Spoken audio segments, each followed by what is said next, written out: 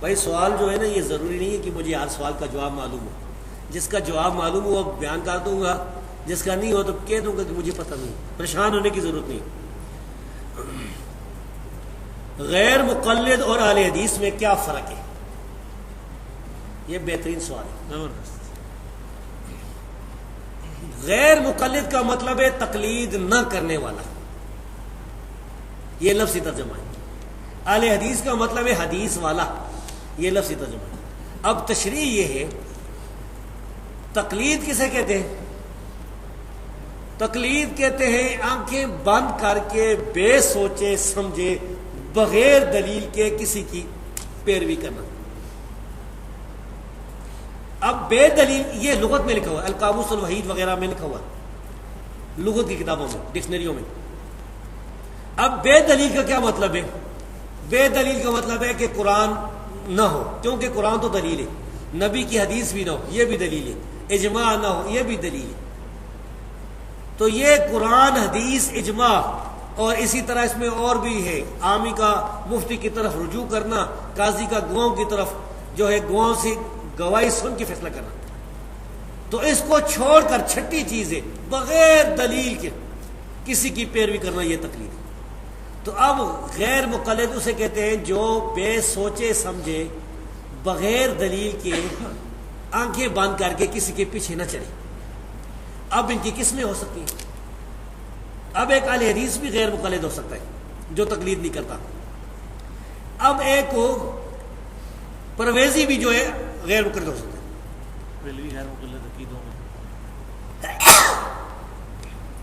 الحمدللہ یہ ایک منکر حدیث غیر مقلد ہو سکتا ہے. وہ کہتا ہے میں نہیں تقلید کرتا کسی کی، بھائی نہ میں حدیث کو مانتا ہوں نہ اور کسی کو. اس طرح بریلوی جو ہیں بریلوی حضرات وہ عقیدے میں غیر مقلد ہیں.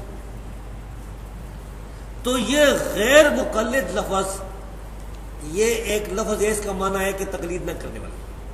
اب یہ کتاب و سنت پر عمل کرنے والا بھی ہے کہ نہیں، یہ ثابت نہیں ہوتا. اہل حدیث کہتے ہیں حدیث والے کو. حدیث والے دو لوگ ہیں، یا تو محدثین کرام ہیں جنہوں نے حدیثیں سنی تھیں، حدیثیں لکھی تھیں، حدیثوں کو یاد رکھا تھا، پڑھایا تھا، حدیثوں کے مدرسے چلائے تھے. دوسرے لوگ جو ہے حدیث پر عمل کرنے والے. اور یہ بات جو میں کہتا ہوں یہ میں اپنی طرف سے نہیں کہتا، ابن تیمیہ رحمۃ اللہ علیہ نے فتاوی میں بھی یہ بات فرمائی ہے کہ اہل حدیث دو قسم کے لوگ ہیں. اب یہ جو محدثین تھے، یہ جو حدیث پر عمل کرنے والے تھے، ان لوگوں کا منہج کیا تھا؟ یہ کس طرح عمل کرتے تھے؟ بھائی یہ لوگ قرآن کو مانتے تھے، حدیث کو مانتے تھے، اجماع کو مانتے تھے. یہ سلف صالحین کے فہم پر کتاب و سنت پر عمل کرتے تھے. یہ اپنی مرضی کے مطابق قرآن حدیث پر عمل نہیں کرتے تھے، بلکہ جو صحابہ تابعین سلف صالحین سے ثابت ہوتا.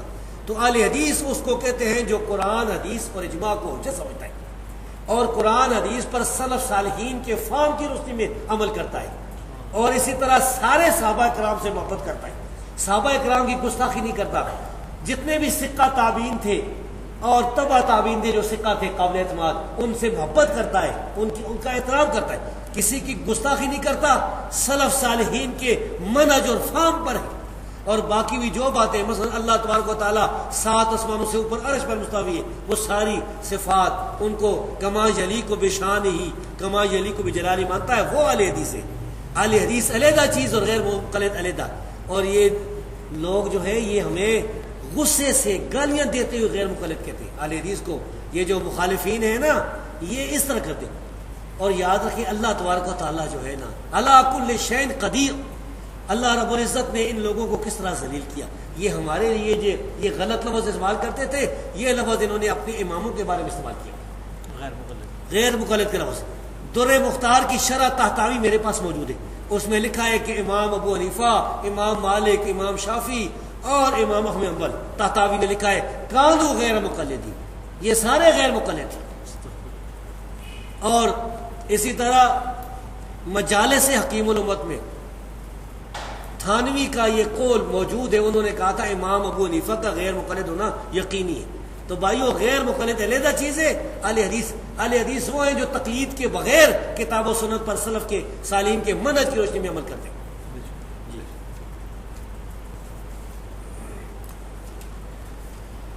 دم کرنے کے بارے اور تعویذ لٹکانے کے بارے میں احادیث مبارکہ کی روشنی میں بتا دیں۔ دم کرنا جو ہے یہ صحیح حدیث سے ثابت ہے۔ نبی کریم صلی اللہ علیہ وسلم نے فرمایا، صحیح مسلم کی حدیث ہے، من اراد ان ينفع اخاہ من استطاع ان ينفع اخاہ فلیفعل۔ جو آدمی اپنے بھائی کو فائدہ پہنچا سکتا ہے وہ فائدہ پہنچائے۔ یہ اسی دم کے بارے میں۔ اسی طرح آپ نے فرمایا کہ اعرضوا علی رقاکم، یہ تم اپنے دم جو ہے میرے سامنے پیش کرو جس میں شرک نہ، اس کے ساتھ کوئی حرج۔ دم جو ہے وہ اگر شرکیہ ہے تو حرام ہے۔ اگر کوئی ایسا دم کرتا ہے یا جبریل یا میکائیل یا غوث الاعظم یا پیر دستگیر، یہ سارے شرک ہیں، یہ بالکل جائز نہیں۔ اور اگر کوئی اس طرح دم میں قرآن کریم کی آیت پڑھتا ہے، نبی کریم صلی اللہ علیہ وسلم کی کوئی حدیث میں دعا پڑھتا ہے، تو پھر یہ بالکل جائز ہے، صحیح ہے۔ تعویذ اب آ گیا۔ تعویذ کا لفظی معنی تو ہے اللہ کی پناہ مانگنا، لیکن سوال میں مراد لٹکانے والا تعویذ ہے، کیوں لٹکانے کا ذکر بھی ہے۔ تعویذ کچھ لوگ جو ہے وہ لکھتے ہیں کاغذ پر یا کسی اور چیز پر بھی لکھتے ہوں گے، عام طور پر کاغذ پہ ہوتا ہے، لکھ کے وہ اس کو لپیٹ کے پھر کپڑے میں لوہے کے اس میں لاکٹ میں کسی میں ڈال کے پھر وہ لٹکا لیتے ہیں، گردن میں لٹکا لیتے ہیں، بازو کے ساتھ باندھ لیتے ہیں، مختلف ان کی حالتیں ہوتی ہیں۔ یہ جو تعویذ ہے، اس تعویذ کے بارے میں اس کی دو حالتیں ہیں۔ ایک یہ کہ تعویذ کے اندر شرک لکھا ہوا، مثال کے طور پر غیر اللہ سے مدد مانگی گئی ہو، اور اس طرح شرکیہ ہم نے تعویذ دیکھے لوگوں کے لیے، یہ سارے حرام ہیں۔ بعض جگہ پنجہ بھی بنا ہوا ہوتا ہے، 12 اماموں کے نام بھی لکھے میں نے دیکھے تعویذوں سے پر، تو یہ سارے حرام ہیں۔ بعض تعویذ ایسے ہوتے ہیں جن کے اوپر ہندسے لکھے ہوتے ہیں، 1 2 3 اوپر نیچے، بعض اس طرح لکیریں ہوتی ہیں، یہ بھی حرام ہے سارا، کیوں؟ جادو کی قسم۔ بعض تعویذ ایسے ہیں جن پر قرآن کریم کی آیات لکھی ہوتی ہے یا نبی کریم صلی اللہ علیہ وسلم کی حدیث لکھی ہوتی ہے۔ یہ تعویذ جو ہے اس کے بارے میں علماء کرام کا اختلاف ہے۔ کچھ کہتے تھے کہ جائز ہے، تابعین تبع تابعین کے دور میں ہمارے اسلاف میں سے، اور کچھ کہتے تھے ناجائز ہے۔ ہم نے جب دونوں طرح کے دلائل دیکھے تو جو کہتے ہیں ناجائز تھے ان کو ترجیح حاصل ہے، کیونکہ سد ذریعہ بھی ہے، دوسرا یہ اس کا ثبوت بھی کوئی نہیں، نبی کریم صلی اللہ علیہ وسلم سے کسی جلیل القدر صحابی سے بھی ثبوت نہیں ہے اس قسم کے تعویذوں کا، اور تیسری بات یہ کہ اس سے توہین بھی ہوتی ہے، آدمی کبھی کس حالت میں ہوتا ہے، بہت سی باتیں۔ راجع اور صحیح بات یہ ہے کہ یہ قرآنی تعویذ بھی ہو تو یہ جائز نہیں ہے، یہ نہیں لٹکانا چاہیے، لیکن فتویٰ نہیں لگے گا۔ اگر کوئی لٹکا لیتا ہے تو اس پر مشرک یا بدعتی کا فتویٰ نہیں لگے گا، مسئلہ اجتہادی ہے۔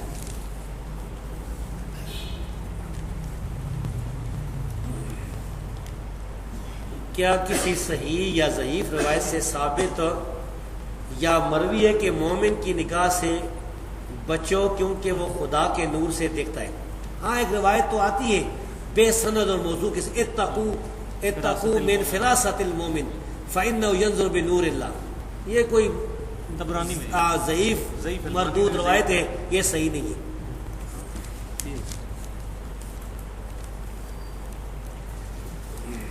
یہ بھی اچھا سوال ہے۔ اہل سنت والجماعت اور اہل حدیث میں کیا فرق ہے، اور کیا صحابہ کرام تابعین اور تبع تابعین اہل سنت ہے یا اہل حدیث؟ ایک تو بھائی یہ جو ہماری مجلس ہے یہ دینی مجلس ہے، میں آپ کے سامنے آیا ہوں نا، مجھے آپ سے نہ ووٹ چاہیے نہ نوٹ چاہیے نہ چندہ چاہیے، بالکل میں انشاءاللہ یہ بیان کر کے چلا جاؤں گا، ایک آنا بھی نہیں چاہیے۔ دوسری بات یہ کہ یہ باتیں دین کی ہو رہی ہیں، اور دین کا بھی اہم مسئلہ ہے، کیونکہ یا جنت ہے یا جہنم۔ اگر کتاب و سنت کا راستہ چھوڑ کے دوسرے راستے پر زندگی گزاری نا تو سب ہوا منصورہ ہو جائے گا۔ تو یہ تحقیق کا وقت ہے، مرنے سے پہلے پہلے تحقیق کر لیں، مسئلہ دیکھ لیں اور ٹھنڈے دماغ سے سنیں، اور جس میں بھی شک ہو اصل کتاب دیکھ لیں، حوالہ دیکھ لیں۔ اور کیا صحابہ کرام تابعین اور تبع تابعین اہل سنت تھے یا اہل حدیث؟ اہل سنت والجماعت کا مطلب ہے سنت اور جماعت والے۔ جماعت کے دو معنی ہو سکتے ہیں، ایک معنی یہ اس کا اجماع ماننے والے، ایک معنی اس کا صحابہ کی جماعت ماننے والے۔ دونوں مراد ہی ہیں۔ اور اہل حدیث حدیث والے۔ اب میں آپ سے پوچھتا ہوں کہ ایک آدمی آج نبی کریم صلی اللہ علیہ وسلم کی سنت معلوم کرنا چاہتا ہے، وہ چاہتا ہے کہ مجھے سنت معلوم ہو جائے، میں سنت پر عمل کرنا چاہتا ہوں، اس کا کیا طریقہ ہے؟ کدھر سے لے گا؟ صحیح حدیث تھے، صحیح حدیث سے۔ حدیث کے علاوہ سنت کا کوئی اور ذریعہ نہیں ہے۔ یعنی یہ نہیں ہے کہ وہ کسی علاقے میں رہے تو باپ دادا جو ان کے کام کرتے آئے تھے یہ سنت ہے، نہیں بھائی، لوگوں کے باپ دادا تو مختلف کام کرتے آئے تھے۔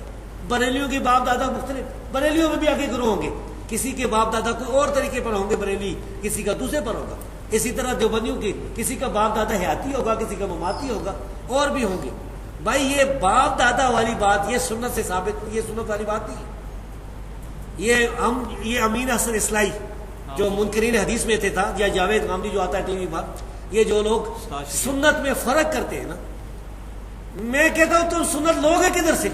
اگر کہتے ہو باپ دادا کا عمل ہے تو باپ دادا کا عمل تو ایک نہیں ہے، جس علاقے میں جاؤ گے الگ ہی عمل ہوگا، ہوتا ہے کہ نہیں بھائیو؟ مختلف جگہ شادی بیاہ دیکھ لیں، نماز دیکھ لیں، کسی جگہ مسجد میں سلام پھیرے گا امام تو رمضان میں لا الہ اونچا الا اللہ پڑھیں گے، پڑھتے کہ نہیں؟ بلکہ اس کے علاوہ بھی پڑھتے میرے خیال ہے۔ تو یہ اس کے معلوم کرنے کا صرف اور صرف ایک ذریعہ اس دور میں رسول اللہ صلی اللہ علیہ وسلم کی حدیث ہے۔ تو اہل سنت وہ یہ جو حدیث والے اہل حدیث ہے، اہل سنت اہل حدیث ایک ہی چیز کے دو نام ہیں۔ اور والجماعت یہ شیعہ کے مقابلے میں اجماع کے منکرین کے مقابلے میں اضافہ ہے، یہ بھی صحیح ہے۔ اہل حدیث جو ہے یہ اہل سنت والجماعت ہے۔ اچھا، وہ کتاب ہے کفایت المفتی، مفتی کفایت اللہ دیوبندی دہلوی، ان سے پوچھا گیا نا اہل حدیث کے بارے میں کہ اہل سنت والجماعت ہے کہ نہیں، پہلی جلد میں لکھا ہے انہوں نے کہا اہل سنت والجماعت ہے، اور لکھا ہے کہ تارک تقلید جو ہے اہل سنت والجماعت سے باہر نہیں ہوتا ہے۔ اچھا، سنت اور حدیث میں سب سے پہلے فرق کرنے والا کون آدمی آپ کو پتہ ہی ہے؟ سب سے پہلے سنت اور حدیث میں فرق کرنے والا کہ حدیث علیحدہ چیز سنت علیحدہ چیز ہے، یہ مرزا غلام احمد قادیانی تھا۔ اس نے کشتی نوح میں جو اس کی کتاب ہے لکھا ہے کہ سنت علیحدہ چیز ہے، حدیث علیحدہ۔ یہ جتنے منکرین حدیث ہیں یہ مرزا قادیانی سے رہتے ہیں۔ حالانکہ اشرف علی تھانوی نے بشتی زور میں لکھا حدیث سنت ایک چیز ہے۔ اور بھی ہم کتابیں، امام مالک رحمۃ اللہ علیہ کا تو مشہور صحیح واقعہ ہے جس میں وہ حدیث سنت کو ایک قرار دیتے ہیں۔ سنا دوں واقعہ وہ؟ امام مالک رحمۃ اللہ علیہ سے کسی نے مسئلہ پوچھا کہ یہ جو ہے وضو میں یہ پاؤں کی انگلیوں کا خلال کرنا کس طرح ہے، یہ پاؤں کی انگلیوں کا خلال کرنا یہ اس کیا مسئلہ ہے؟ انہوں نے کہا اس کی کوئی دلیل نہیں، کوئی ثبوت نہیں۔ اسی مجلس میں امام عبداللہ بن وہب رحمۃ اللہ علیہ بھی، یہ واقعہ تقدمۃ الجرح و تعدیل میں اور امام بیہقی سنن الکبریٰ کی پہلی جلد میں حسن لذاتی سند کے ساتھ، یعنی صحیح سند کے ساتھ لکھا ہوا ہے۔ ادھر امام عبداللہ بن وہب نے کہا کہ عندنا فی ذالک سنہ، ہمارے پاس مصریوں کے پاس اس کے بارے میں ایک سنت ہے۔ امام مالک نے فرمایا ہاتھ پہ کون سی پیش کر؟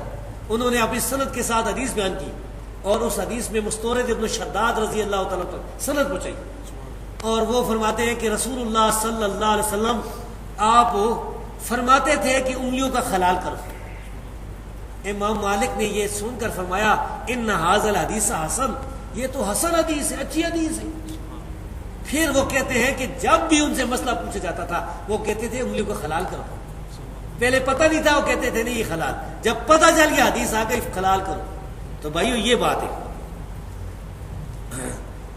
صحابہ کرام، تابعین اور تبع تابعین سارے اہل سنت والجماعت ہیں، سارے اہل حدیث تھے۔ اہل حدیث یہ ہمارے بھائی کہتے ہیں نا، محدثین کو کہتے ہیں، حدیث بیان کرنے والے کو۔ آج کل بعض لوگ کہتے ہیں کہ نہیں یہ غیر مقلدین ہے، پتہ نہیں آپ کو پنڈی بھی کہتے ہوگے کہ نہیں، حضروں میں تو کہتے ہیں یہ غیر مقلدین ہے۔ اہل حدیث جو ہے نا، بعض کہتے ہیں اہل حدیث تو ہم ہیں، اور بعض کہتے ہیں کہ اہل حدیث تو محدثین تھے، سرفراز خان صاحب نے بھی لکھا ہوا اور لوگوں نے بھی۔ تو میں کہتا ہوں یہ صحابہ کرام محدثین تھے کہ نہیں؟ نبی کی حدیثیں سب سے پہلے بیان کرنے والے کون ہیں؟ صحابہ کرام ہیں۔ اسی لیے ایک گمراہ فرقہ جو ہے صحابہ کرام پر حملہ کرتا ہے، صحابہ کرام کو برا کہتا ہے نا، مقصد کیا ہے کہ اسلام ختم ہو جائے، کیونکہ جب نبی کی حدیثیں بیان کرنے والے ہی مشکوک ہو جائیں گے تو حدیثیں ختم۔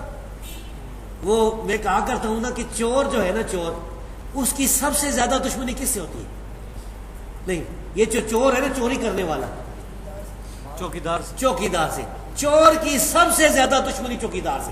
چور یہ چاہتا ہے کہ چوکیدار مر جائے تو میں لوٹ کے لے جاؤں.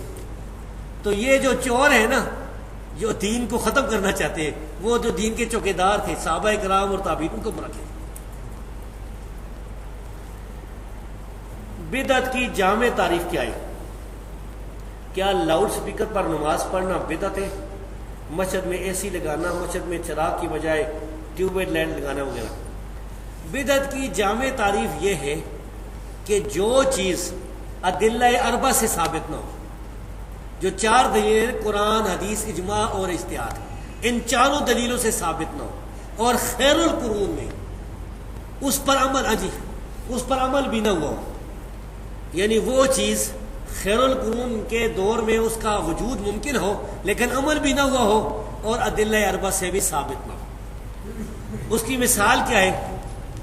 اس کی میں ایک مثال دیتا ہوں. اذان میں اگر کوئی آدمی کہتا ہے نا اشہد ان محمد رسول اللہ صلی اللہ علیہ وسلم، اس کے بعد کہتا ہے اشہد ان علی ولی اللہ، میں گواہی دیتا ہوں کہ علی رضی اللہ تعالیٰ عنہ اللہ کے ولی ہیں. بھائی کسی کو شک ہے کہ علی رضی اللہ عنہ اللہ کے ولی تھے؟ کوئی شک نہیں، یہ یقینی بات ہے کہ اللہ کے ولی تھے، یقینی بات ہے. لیکن اگر کوئی اذان میں یہ کہنا شروع کرتا ہے، ہم کہتے ہیں بدعت ہے، کیونکہ نہ یہ قرآن سے ثابت، نہ حدیث سے، نہ اجماع سے، اور نہ اجتہاد سے یہ ثابت ہے. اور 5ویں بات یہ کہ صحابہ، تابعین، تبع تابعین، خیر القرون کا جو دور ہے اس میں اس پر عمل نہیں ہو. اب رہ گئے یہ مثلا مسجد میں گھڑیاں، مسجد میں ٹیوب لائٹ. بھائی یہ ان کا تو دین کے ساتھ تعلق نہیں. یہ تو اگر مسجد نہیں ہے، کسی کا گھر ہے تو اس میں بھی گھڑی لگی ہوئی ہے ٹائم دیکھنے کے لیے. ٹیوب گھر ہے اس کا، اگر کوئی مثال کے طور پر کوئی ہوٹل ہے اس میں بھی ٹیوب لائٹ لگی ہوئی، اس کا دین کے ساتھ کیا تعلق ہے؟ اور اللہ فرماتا ہے، میرے استاد ہے نا حاجی ابو الرجال الدتا سودروی رحمہ اللہ، اللہ تعالیٰ ان کی قبر کو نور سے بھر دے. ایک آدمی کو انہوں نے کہا بھائی میں قرآن سے ثابت کرتا ہوں کہ یہ گھڑی جو ہے نا یہ بدعت نہیں ہے. انہوں نے کہا اللہ فرماتا ہے وَأَنزَلْنَا الْحَدِيدَ فِيهِ بَأْسٌ شَدِيدٌ، اللہ فرماتا ہے ہم نے لوہا اتارا ہے، اس میں بڑی تکلیف ہے. تکلیف ہے نا، گولی مارتے مار جاتا ہے، دھماکے بم دھماکے ہو رہے ہیں، خود کش حملے ہو رہے ہیں، اور بھی بہت کچھ. وہ منافع للناس، اور لوگوں کے لیے فائدے بھی. تو فائدہ نہیں کہ آدمی کو پتہ چل جاتا ہے کہ ہاں جی اتنے بجے. اب مجھے پتا تھا کہ میرا جو پروگرام ہے عصر کی نماز کے بعد 4:30 بجے، یعنی ہم وہی پرانا جو ٹائم ہے زرداری والا ٹائم نہیں والا، تو وہ 4:30 بجے جو ہے ہم نے وہاں نماز پر پہنچنا ہے. تو اس لیے ہم حضروں سے نکلے اس طرح. اگر یہ ہمیں پتہ نہ ہوتا تو پھر تو حضرت سے ایک دن پہلے آنا تھا کہ بھائی ہمیں پتہ نہیں کس وقت ہوگا. اس لیے مساجد میں ایسی چراغ وغیرہ یہ کوئی بدعت نہیں ہے. بدعت ہے تو وہ اشہد ان علی ولی اللہ یا اذان سے پہلے الصلاۃ والسلام علیک یا رسول. اور یہ ایسا ہے جس کو بریلیوں نے بھی بدعت تسلیم کیا. غلام رسول سعیدی نے اگر سے بعد میں رجوع کر لیا لیکن پہلے جو ہے اس کو ان کی مسجد میں نہیں ہوتا، ابھی جو ہوتا نا، ابھی بھی نہیں ہوتا. ہاں جی. اچھا سر، یہ اگر اسپیکر کی وجہ سے مکبر کی سنت اٹھ جائے، مکبر کو سنت مانتے ہیں مکبر بھی شکر، ہاں جی، اگر اسپیکر کی وجہ سے مکبر کی سنت اٹھ جاتی ہے تو اس کانٹیکس میں پھر ہم جس طرح عرب والے ہیں انہوں نے مکبر بھی رکھا ہوا ہے، اسپیکر بھی رکھا ہوا ہے، لیکن 4 نمازیوں کے ساتھ اسپیکر لگا دیتے ہیں.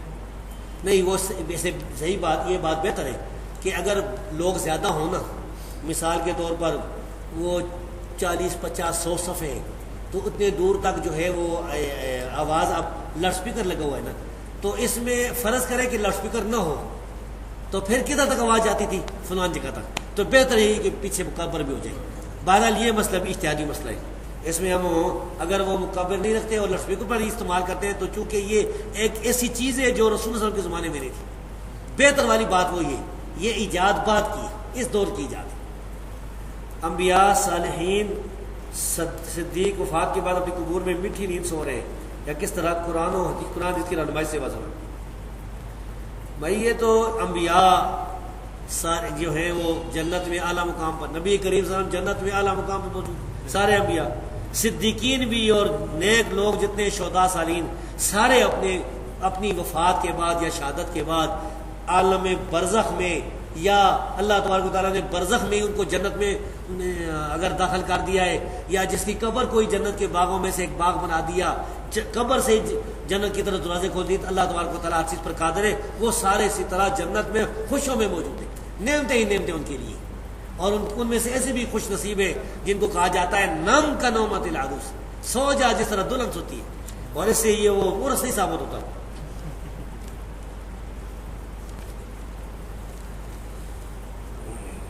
سوال، کہا جاتا ہے کہ پہلے اہل حدیث علماء اجماع کو دلیل نہیں مانتے تھے مگر اب اجماع کو بطور دلیل لیتے ہیں، اس بارے میں آپ کیا فرماتے ہیں؟ اس کا جواب میں دیتا ہوں.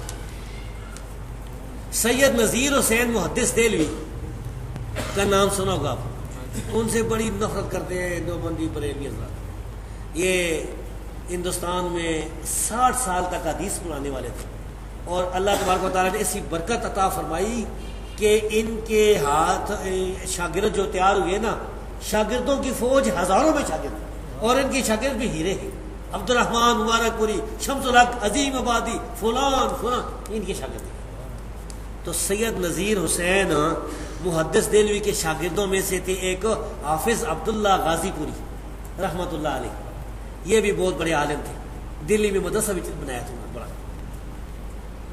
اس زمانے میں جو بنیوں بریلیوں نے کتاب لکھی تھی، کتاب کا نام رکھا تھا انتظام المساجد باخراج الوہابیین من المساجد. مسجدوں کا انتظام کرنا چاہیے، وہابیوں کو مسجد سے باہر نکالنا چاہیے. اس زمانے میں کوئی اہل حدیث چلا جاتا تھا تو اس کو مارتے بھی تھے، مسجد سے باہر بھی پھینک دیتے، مسجد کو دھوتے بھی تھے، بہت کچھ کرتے تھے. تو کتاب بھی انہوں نے کی، انگریزوں کی ان کو خوش کرنے کے لیے یا کوئی مقصد بھی ابھارا. اس میں جھوٹے الزام لگایا حدیث کے بارے میں، یہ کہتے ہیں وہ کہتے ہیں، یہ سیدنا عمر رضی اللہ تعالیٰ بدعتی کہتے ہیں. کتنا ظلم ہے. اور یہ اس کے لدھیانے والے جو تھے نا وہ مفتی، یہ صرف انہی کا مسئلہ نہیں ہے. اشرف علی تھانوی نے اہل حدیث کے بارے میں لکھا ہے کہ اہل حدیث تراویح کے مسئلے میں سیدنا عمر رضی اللہ تعالیٰ کو بدعتی کہتے ہیں. کتنا بڑا بہتان ہے بھائیوں. میں اللہ کی قسم کھا کے کہتا ہوں کہ میں آج تک اپنے کسی استاد سے سیدنا عمر رضی اللہ تعالیٰ پر یہ فتویٰ نہیں سنا، کسی کتاب میں نہیں پڑھا، کسی سے ہم نے نہیں سنا. آپ نے سنا کسی نے اس کا؟ کتنا جھوٹ ہے، بہتان ہے. تو اس بہتان کے جواب میں انہوں نے پھر کتاب لکھی حافظ عبداللہ غازی پوری رحمۃ اللہ علیہ نے، جس کا نام ہے ابراہ آل الحدیث والقرآن. اور آگے فرمایا تھا کہ بما جاء فی جامع شواہد من البہتان. جامع شواہد بھی کتاب انہوں نے لکھی تھی نا، یعنی ہمارے خلاف جو بہتان لوگ بیان کرتے اس کا انہوں نے جواب دیا تھا. یہ 100 سال پہلے کی بات ہے. اس کتاب میں وہ کہتے ہیں کہ اہل حدیث کے نزدیک اصل دلیل قرآن حدیث ہے. پھر کہتے ہیں بھائیوں اس سے کوئی یہ نہ سمجھے کہ ہم اجماع نہیں مانتے. اجماع حجت ہے جب قرآن سے ثابت ہے، حدیث سے ثابت ہے.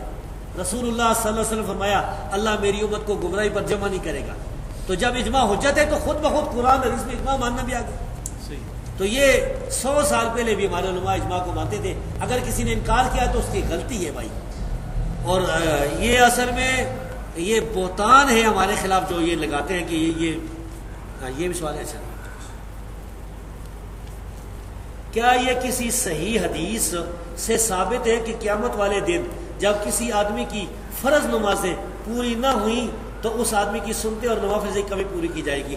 ہاں، یہ تو حدیث سے ثابت ہے کہ قیامت کے دن جو ہے نا وہ اس کے نوافل جو ہیں، اور نوافل میں سنتے بھی ہیں، اسے کمی پوری کی جائے گی. یہ ہے حافظ. اب اس کا حوالہ میرا خیال ہے یہ سنن کی روایت ہے کہ اس طرح وہ کمی پوری کی جائے گی. حافظ ابن قیم رحمہ اللہ نے جو کتاب الصلاۃ لکھی ہے اس میں 2 گروہ کے دلائل لکھے، اس میں یہ حدیث لکھی ہوئی ہے. مصنف ابن ابی شیبہ میں ہے کہ علی اور ابن مسعود رضی اللہ عنہ کی شاگرد رفع دین نہیں کرتے تھے سوائے پہلی مرتبہ کے. اس کا جواب کیا ہے؟ اس کا جواب یہ ہے کہ بھائی یہ تابعین کی بات ہے. یہ جو ان کے شاگرد تھے نا ان 2 صحابیوں کے، یہ تابعین تھے، اور تابعین کا مسئلہ صحابہ کے بعد آتا ہے. صحابہ کرام جو ہے ان سے ترک رفع دین ثابت نہیں ہے، ان سے رفع دین کا کرنا ثابت ہے. کسی ایک صحابی سے بھی ترک رفع دین ثابت نہیں. اس وجہ سے ہم یہ کہتے ہیں کہ یہ ان کا جو اجتہاد ہے ان کو تو ضرور اللہ تبارک و تعالیٰ اجر عطا فرمائے گا کہ کس وجہ سے اہل کوفہ کے عمل کی وجہ سے کس وجہ سے انہوں نے یہ کام کیا ہے. لیکن جب ہمارے سامنے نبی کریم صلی اللہ علیہ وسلم کی سنت ثابت ہو جائے، صحابہ کی آثار بھی صحیح ثابت ہے، بلکہ عبداللہ بن عمر رضی اللہ تعالیٰ عنہ تو دیکھتے تھے اگر کوئی آدمی رفع دین نہیں کرتا اس کو کنکیوں سے مارتے تھے. تو اس وجہ سے ہمیں تو اس کو ترجیح دینی پڑے گی. تابعین کی بہت سی باتیں ہیں، یہ جو ان کی تابعین ہے بہت سے تابعین کے مسئلے ہیں جو کہ حنفی نہیں مانتے. وہ ایک کتاب ہے نا اللمحات، اس میں ابراہیم نخعی کے 50 مسئلے لکھے ہیں محمد رئیس ندوی صاحب نے جو حنفی حضرات نہیں مانتے. ان میں سے ایک موٹا مسئلہ سمجھو، تابعین کہتے تھے جراموں پر مسح کرنا جائز ہے، اور ہمارے یہاں دیوبندی بریلوی کہتے ہیں جائز نہیں ہے. تو بھائی تو ادھر کے دم نہ. یہ اب سوال ہے جی عیسیٰ علیہ السلام جب دوبارہ آئیں گے تو کیا نبی بن کے آئیں گے؟ اگر نبی بن کے نہیں آئیں گے تو نبی امتی کیسے بن سکتا ہے؟ اور اگر نبی بن کر آئیں گے تو نبی کی موجودگی میں نبی کیسے آ سکتا ہے؟ پہلی بات تو یہ کہ عیسیٰ بن مریم علیہ السلام قیامت سے پہلے آئیں گے، یہ بات صحیح حدیث سے ثابت ہے. آج آپ کو ایک نقطہ بھی بتا دوں کیونکہ ہمارے پڑھے لکھے بھائی بیٹھے ہیں نا، بہت زبردست نقطہ ہے، اور یہ نقطہ ایک آدمی نے ایک مرزائی مربی کے سامنے بیان کیا تھا تو وہ بھاگ گیا تھا چکر. ان کی تو بنیاد ہی یہی عقیدہ. میں ابھی وہ بتاتا ہوں. مرزا غلام احمد قادیانی نام کا ایک کذاب دجال گزرا ہے، اس نے ایک کتاب لکھی حمامت البشرا. حمامت البشرا یہ چھپی ہوئی موجود ہے مارکیٹ میں، روا کی چھپی ہمارے پاس موجود ہے، شیطانی خزائن میں بھی ہے. اس کتاب میں مرزا قادیانی نے یہ اصول لکھا ہے کہ نبی اگر کوئی پیشنگوئی بیان کرے، قسم کھا کر پیشنگوئی بیان کرے کہ میرے بعد یہ بات ہوگی، اور اس میں قسم کھائے کہ اللہ کی قسم یہ بات ہوگی، تو یہ ظاہر پر محمول ہوتی ہے، تعویل نہیں کی جاتی، مجاز نہیں ہوتی، اس کا ظاہری معنی مراد ہوتا ہے. سمجھا گئی بات؟ اب نبی کریم صلی اللہ علیہ وسلم کی پیشنگوئی صحیح بخاری مسلم میں موجود ہے. آپ نے فرمایا کہ یعنی قسم کھا کر آپ نے فرمایا کہ عیسیٰ بن مریم تمہارے اندر نازل ہوگا. تو عیسیٰ بن مریم جو ہے وہ قیامت سے پہلے نازل ہوگا. یہ مرزا غلام ورد چراغ بی بی یہ نازل ہوگا، یہ کوئی حدیث نہیں، عیسیٰ بن مریم والی حدیث ہے. پھر یہ بھی ثابت ہے کہ عیسیٰ بن مریم آسمان سے نازل ہوگی. مسند البزار میں یہ صحیح روایت موجود ہے. ایک دفعہ میں نے پیش کی تھی مرزا، وہ بھی بھاگ گئے تھے. وہ بیکی والی روایت مسلمانوں سے کہتے ہیں نا، میں تو وہ بھی. خیر، عیسیٰ علیہ السلام نبی ہے، اس میں کوئی شک نہیں کہ عیسیٰ علیہ السلام اللہ کے نبی ہے، سچے نبی ہے، اور نبی سے نبوت چھینی نہیں جاتی ہے. تو جب وہ آئیں گے نبی ہی ہوں گے. لیکن اس کے ساتھ ساتھ وہ نبی کریم صلی اللہ علیہ وسلم کے صحابی بھی ہیں، کیونکہ عیسیٰ علیہ السلام جو ہے ان کی ملاقات ہوئی ہے رسول اللہ صلی اللہ علیہ وسلم کے ساتھ، دونوں زندہ تھے. اس لیے حافظ ابن حجر علیہ صحابہ میں عیسیٰ علیہ السلام کو صحابی ذکر کی، اور صحابی امتی ہوتا ہے، تو عیسیٰ علیہ السلام امتی بھی ہے، نبی بھی ہے. جب آسمان سے نازل ہوں گے، آئیں گے، اب وہ کس طرح کریں گے؟ صحیح مسلم میں لکھا ہوا ہے امکم بکتاب ربکم و سنت نبیکم. عیسیٰ علیہ السلام جو ہے تمہاری امامت کریں گے اللہ کی کتاب اور نبی کی سنت کے ساتھ. تو بھائی اب عیسیٰ علیہ السلام پر وہی بھی آئے گی، لیکن وہی کا تعلق دین کے کسی مسئلے کے ساتھ نہیں ہوگا. وہی یہ ہوگی کہ چلو مسلمانوں کو لے کے جاؤ، دجال کو مارو، یہ کرو. دین مکمل ہو چکا، یہی دین عیسیٰ علیہ السلام جو ہے نافذ کرے گا. ہمارے کچھ بھائی جو ہے فتاوی شامی میں لکھا ہوا ہے اور مکتوبات شیخ سرہندی میں لکھا ہوا ہے کہ عیسیٰ علیہ السلام حنفی مذہب پر دیکھا ہے. ہاں جی، حنفی مذہب پر عمل کریں گے. بھائی آپ غور کریں، عیسیٰ علیہ السلام جو نبی بھی ہے اور رسول اللہ علیہ وسلم کے صحابی بھی ہیں، امام ابو حنیفہ سے تو افضل ہے، اس میں تو شک نہیں. امام صاحب کے پیچھے کیوں چلاتے ہو؟ امام حنیفہ کو ان کے پیچھے چلاؤ. سارا جھوٹ، اس طرح کی باتیں اللہ معاف کرے.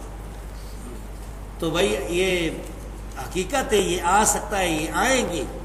حسن بصری رحمۃ اللہ علیہ سے ثابت ہے، انہوں نے فرمایا کہ قسم کھا کر عیسیٰ علیہ السلام اس وقت زندہ ہیں اور وہی نازل ہوں گے.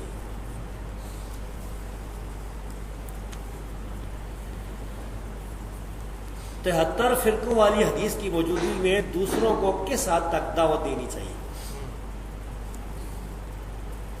73 فرقوں والی حدیث تو صحیح ہے، اس میں شک نہیں کہ صحیح حدیث ہے. 72 دوسری ہے، ایک جنتی ہے.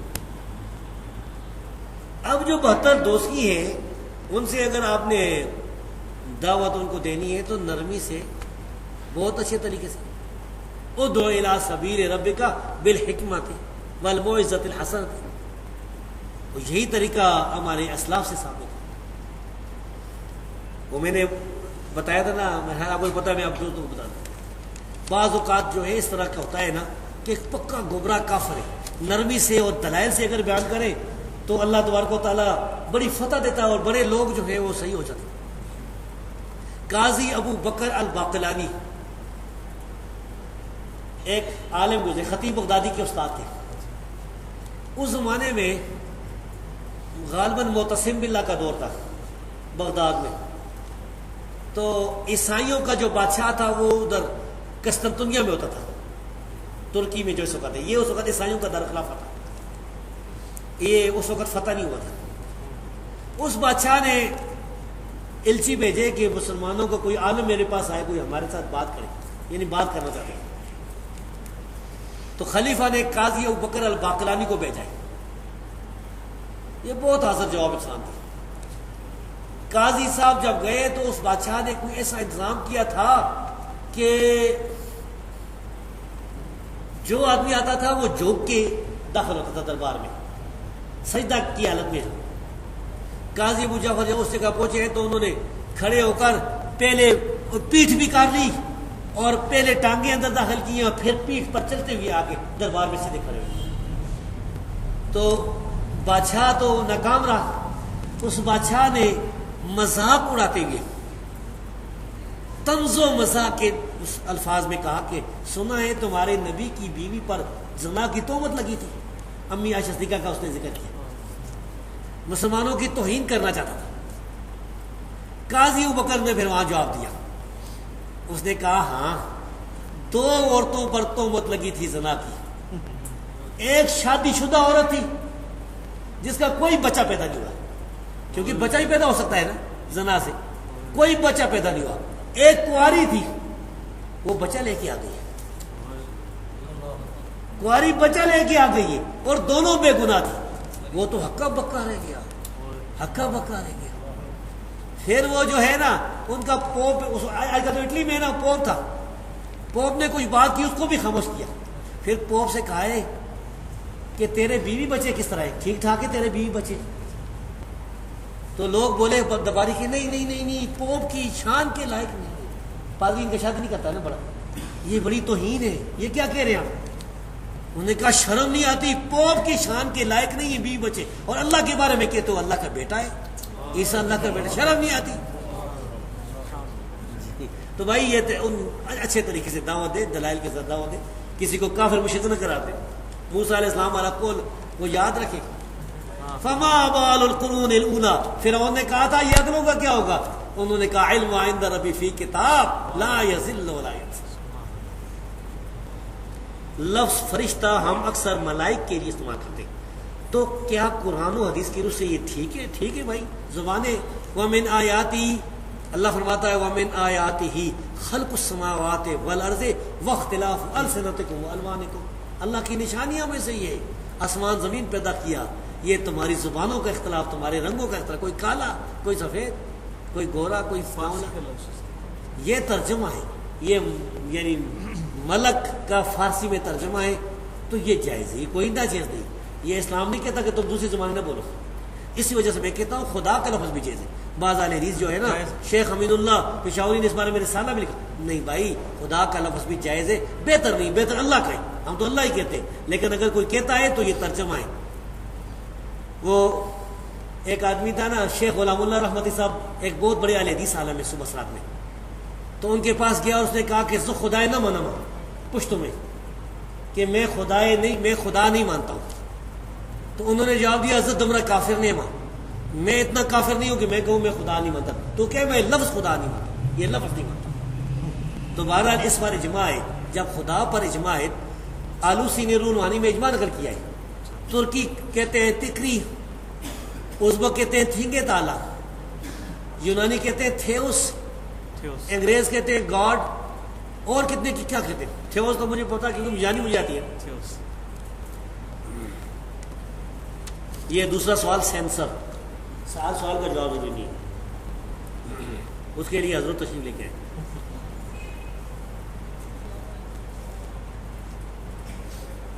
یہ سوال ہے کیا یہ بات صحیح ہے کہ کعبہ میں 4 مصلے تھے 4 اماموں کے؟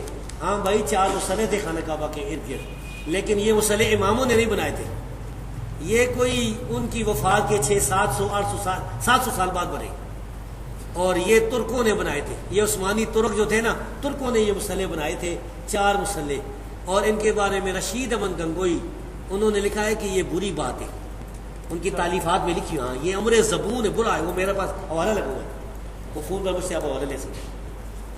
تو یہ اللہ تعالیٰ جزائے خیر دے یہ آل سعود کو کہ انہوں نے شیخ عبدالعزیز، یہ ملک عبدالعزیز نے آ کر وہ 4 مصلے ختم کی. میرے والد صاحب کہتے ہیں کہ میں جب گیا تھا 1953 میں، وہ حج کے لیے گئے تھے بسوں پر، وہ کہتے ہیں اس وقت مصلے موجود تھے لیکن نماز نہیں ہو رہی تھی. ہاں ابھی تصویریں ہیں اس کی. اچھا تو وہ اس طرح تھا کہ نماز خاص طور پر مغرب کی نماز میں بڑا باسیاؤں نے لکھا ہے کہ جب مغرب کی نماز حنفی بھی اسی وقت پڑھتے ہیں، جب اہل حدیث شافعی بھی پڑھتے ہیں سارے اپنے، تو امام ایک کہتا ہے اللہ اکبر رکوع کے لیے جاتا ہے، دوسرا سمجھتا ہے کہ نہیں سجدے کو جا رہے ہیں، وہ اللہ اکبر سجدے کو جا رہا ہے. اسی طرح وہ کچھ سمجھ نہیں آتی تھی کہ کیا ہو رہا ہے.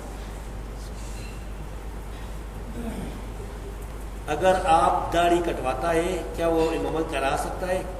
یعنی مراد یہ ہوگا کیا داڑھی کٹوانے والے کے پیچھے نماز جائز ہے کہ نہیں؟ کٹوانے سے مراد اگر داڑھی منانا ہے تو یہ فاسق فاجر ہے، اس کے پیچھے نماز نہیں پڑھنی چاہیے. اگر یہ مسلمانوں کا خلیفہ بادشاہ ہے اور کہیں نماز پڑھا رہا ہے تو نماز ہو جائے گی اگر اس کا عقیدہ صحیح ہے، لیکن فاسق فاجر ہے اس کے پیچھے جان بوجھ کر نماز نہیں پڑھنی چاہیے. اور اگر وہ تھوڑی تھوڑی اس کی ہے تو بھی فاسق ہے.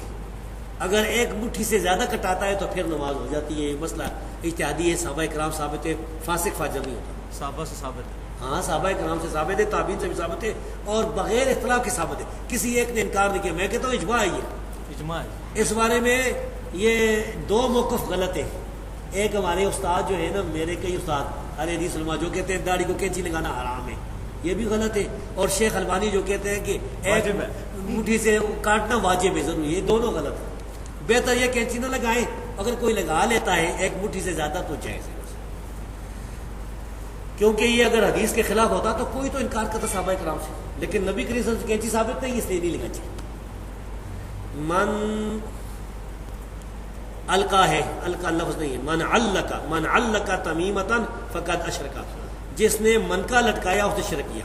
اس کا مطلب ہے یہ لکھا نے جس نے تعویذ لگایا. تمیمہ کہتے ہیں منکے کو، وہ گول گول جو ہوتے ہیں نا دانے. اس بارے میں طالب الرحمان صاحب نے کتاب بھی لکھی ہے.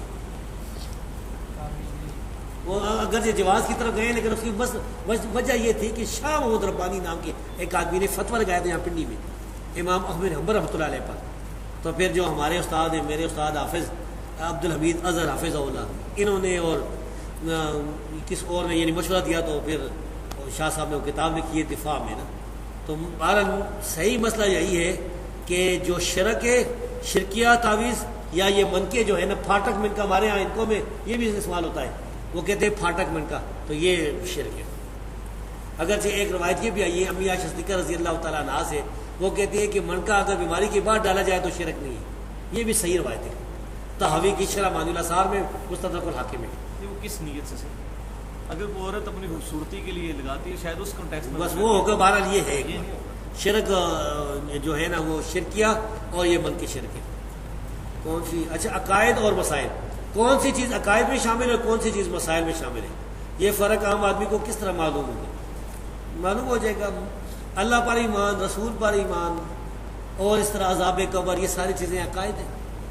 اب جو مسائل ہیں، مثال کے طور پر نماز میں رفع دین کرنا، ہاتھ باندھنا، یہ وغیرہ، یہ سارے مسائل ہیں. تو یہ آدمی تحقیق کر لیتا ہے. بعض ایسی چیزیں ہوتی ہیں جس کی وجہ سے انسان کافر نہیں ہوتا. مثال کے طور پر ایک آدمی تحقیق کرتا ہے کہ رکوع کے بعد ہاتھ باندھنے چاہیے، دوسرا کہتا نہیں مجھے ٹھیک ہے، اجتہادی مسئلہ ہے.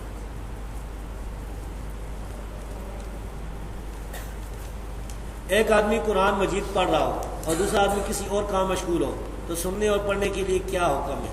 بہتر یہ ہے کہ اگر کوئی دوسرا آدمی وہاں کسی کام میں مشغول ہے وہ نہیں سنتا تو یہ آدمی دل میں پڑھ لے. ضروری ہے کہ اس کو ممکن ہے کہ دو آدمی باتیں بھی کر رہے ہوں، کیونکہ ایک حدیث میں آتا ہے رسول اللہ صلی اللہ علیہ وسلم فرمایا کہ کوئی آدمی کسی پر قرآن جہرن نہ پڑھے، یعنی نمازی جو ہے نا، مثال کے طور پر نمازی نماز پڑھ رہا ہے اور ایک آدمی اونچا قرآن پڑھنا شروع کرے اور وہ بھول جائے تو یہ صحیح نہیں. تو اسی لحاظ سے مسلمان کی زبان اور ہاتھ سے دوسرے مسلمان محفوظ رہتے ہیں. تو اگر تو دوسرے بھائی کو تکلیف ہو رہی ہے تو وہ قرآن جو دل میں پڑھ لے، یا کہے اس دوسرے بھائی کو تم یہاں سے چلے جاؤ، دو ہی باتیں ہوتی ہیں، ورنہ جو ہے قرآن کا سننا ضروری ہے. سوالات بس کریں جی. آپ کی بھی زبانی بھی کرنا ہے، زبانی بھی کر دیں. اچھا، مجھے ایک بیماری بھی ہے نا، یورک ایسڈ کی، مجھے پیشاب آ جاتا ہے بہت زیادہ، تو ابھی بھی آیا ہوا ہے. جیسے یہ ایک دو سوالوں کے پھر وہ سامنے کھول دینا چھوٹا پیشاب، اس کے بعد پھر سوال جواب کی بچت پھر شروع. ٹھیک. خاص طور پر سفر میں یورک ایسڈ بہت تیز ہو جاتا ہے، گردوں کی کمزوری ہو جاتی ہے. 6 کلموں کی کیا حقیقت ہے؟ ان کو 5ویں اور 6ٹھے کو یاد کرنا، بچوں کو بڑوں کو یاد کرنے کی ترغیب دلوانا کیا بدعت ہے یا نہیں؟ اسی طرح بریلی کتابوں میں دعائے جمیلہ، دعائے اکاشا وغیرہ کے متعلق کیا حکم ہے؟ دعائے جمیلہ، دعائے اکاشا کا تو مجھے پتہ ہی نہیں کیا ہے. بریلیوں کے بارے میں تو خیر اتنی معلومات بھی ہمارے پاس نہیں ہے. تو دوسرا یہ 6 کلمے جو ہیں ان کا کوئی ثبوت نہیں ہے. کلمہ صرف ایک ہی ہے، لا الہ الا اللہ محمد رسول اللہ، یا اشہد ان لا الہ الا اللہ اشہد، یہی ایک کلمہ ہے. اور ہم نے یہ کلمہ ثابت بھی کر دیا اپنے رسالے میں اللہ کے فضل سے. جو اسی وجہ سے میرے استاد حافظ عبد المنان نور پوری حافظ اللہ، انہوں نے مجھے خط بھی لکھا، بڑی خوشی کا اظہار کیا. تو یہ 6 کلمے یہ نہ تو کسی حدیث سے ثابت ہے، نہ کسی صحابی سے ثابت ہے، نہ کسی تابعی سے ثابت ہے، نہ کسی امام سے. امام ابو حنیفہ سے بھی ثابت ہے، امام تابعی سے بھی نہیں. پتہ نہیں چار کلمے تو حدیثوں بخاری مسلم میں موجود ہیں. نہیں، وہ تو دعائیں ہیں نا، دعائیں کلمے نہیں ہیں، وہ دعائیں ہیں نا، وہ دعائیں. کلمے یہ 6 نہیں ثابت کہ اسلام کے لیے 6 کلمے ہونے چاہیے، یہ دعائیں ہیں. دعائیں تو یہ اس کا سوال کو جواب دے کے نا تو پھر آپ ٹھیک ہے 4 سال بیان کر لیں، وہ کھل گئی اگر بتا رہے. قرآن مجید میں ایک جگہ کفار کو مردوں سے تشبیہ دے کے کہا گیا ہے کہ یہ لمبا جواب ہو جائے گا. آپ ہاں جی ٹھیک ہے.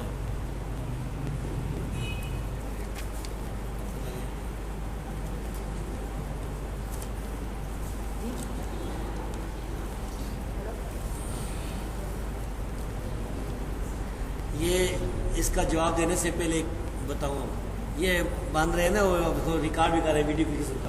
ہمارے کچھ بھائی اس کو ناجائز سمجھتے ہو سکتا ہے نا. تو مجھے یاد آیا ایک دفعہ ایک مناظرہ ہوا تھا. مناظرہ کرنے والے مبشر احمد ربانی صاحب تھے، میں معاون تھا ان کا. اچھا. ہلنا میں مناظرہ ہوا، ہلنا منڈی بہاؤدین، اور مسئلہ رفع دین پر مناظرہ ہوا تھا. تو اس میں اللہ تبارک و تعالیٰ کا یہ فضل ہوا کہ وہ جو مناظرہ کرانے والا بڑا آدمی تھا نا، وہ تو اہل حدیث ہو گیا. سبحان اللہ. اس گاؤں میں اتنے اہل حدیث نہیں تھے. اس کے بعد بریلیوں نے کہا کہ یہ وہابی جو ہیں یہ جھوٹ بولتے ہیں، ہم جیتے ہیں، وہ نہیں جیتے. انہوں نے یہ وہ شرمائن صاحب نے مجھے بتائی تھی، انہوں نے ویڈیو جو خود بنائی تھی نا وہ اپنے ایک جگہ ڈیرے پر لگائی ہے. بریلیوں نے اپنے نوجوانوں کو اکٹھا کیا، او ہم اصلی مناظرہ کو بتاتے ہیں. ہم اس مناظرے میں وہ جو بریلوی تھا عبد الکریم و شیخ پوری، وہ سجدوں میں رفع دین ثابت کرتا تھا. اچھا. وہ ایک ہے تو ہم جو ہے کہتے تھے یہ ضعیف ہے، اور ہم رکوع سے پہلے. تو وہ جو کچھ لوگ اہل حدیث ہوئے تھے انہوں نے کہا کہ یہ ہمارا مولوی بھی رفع دین ثابت کرتا ہے، وہ بھی ثابت کرتے ہیں رفع دین، تو چلو ٹھیک ہے. خیر انہوں نے جب ویڈیو لگائی نا، ویڈیو لوگوں کو دکھائیے، 6 نوجوان اہل حدیث ہوگا ان میں سے، ان کے اپنے، کہ انہوں نے کہا کہ یہ تو اب سمجھ آئیے. وہ پھر اس گاؤں میں تو اب مشرے بھی ہے نا اہل حدیث کی. تو یہ اس قسم کی جو ہے وہ جدید میڈیا ہے. بہرحال میں نے نہیں کہا تھا، یہ بھائی اپنی مرضی سے آئے، اور یہ وہ بھائی ہیں جو اللہ کی فضل سے بریلیوں سے اہل حدیث ہیں. پچھلے سال میرے پاس آئے تھے، اس وقت تحقیق کر رہے تھے. تو یہ تحقیق میں بڑے بڑے، میرے خیال میں نام نہ لوں، بہتر ہے ان علماء کے پاس گئے. اور میرے پاس جب آئے الحمدللہ ادھر بھی انہوں نے صرف بنایا تھا سوال جواب، وہ بھی ریکارڈ کیا تھا. اب تو بہت بڑی دعوت یہ دے رہے ہیں، بڑے لوگ اللہ کے فضل سے یعنی ہم سے زیادہ یہ دعوت دے رہے ہیں.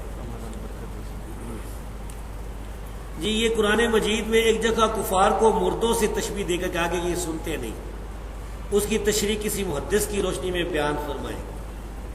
محدث تو پھر حافظ ابن حجر کی فتح الباری دیکھ لیں، اس میں اور قرآن کریم کی جو یعنی تشریحات ہیں، ابھی تو مجھے اس طرح یاد نہیں ہے کہ کس محدث نے کیا فرمایا.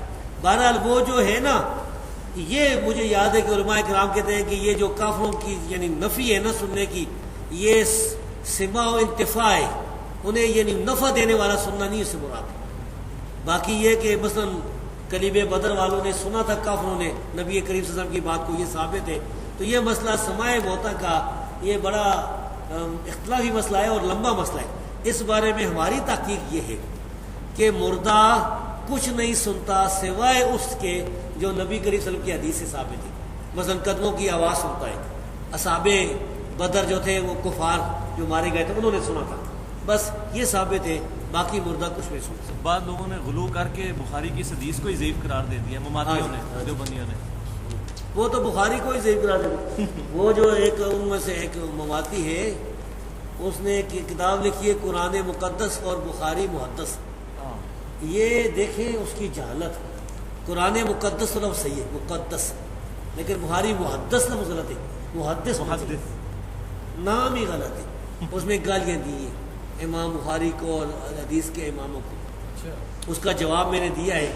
یہ مماتی دیوبندی کو احمد سعید ملتانی جو ہے نا، یہ جیل میں چھٹ گئے. ہماری عدالتوں کو تو آپ کو پتہ بھی ہے. اس کا بیٹا تو سلفی ہو گیا. دو، اگر کوئی شخص اس طرح دعا مانگتا ہے کہ اے اللہ اپنے حبیب صلی اللہ علیہ وسلم کے صدقے میرا فلاں کام کر دے، اس طرح کہنا کیا بدعت ہے؟ جی ہاں بدعت ہے، کیونکہ ایسا جو ہے نہ صحابہ سے ثابت ہے، نہ تابعین سے، نہ تبع تابعین سے، نہ محدثین سے، نہ اماموں سے. جتنے بھی ہیں نا بڑے بڑے یعنی 300-400 سال تک اس سے ثابت نہیں ہے.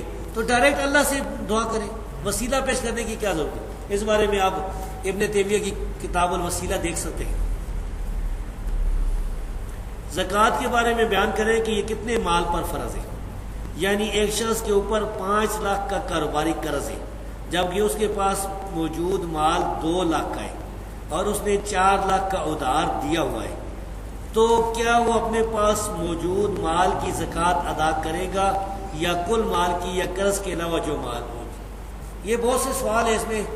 ایک تو یہ نا زکوٰۃ اگر تقریباً 10,000 روپے جس آدمی کے پاس ہے نا تو اس پر زکوٰۃ ہو جاتی ہے. اسے اگر تھوڑے ہیں اسے تو زکوٰۃ اس پر نہیں آتی.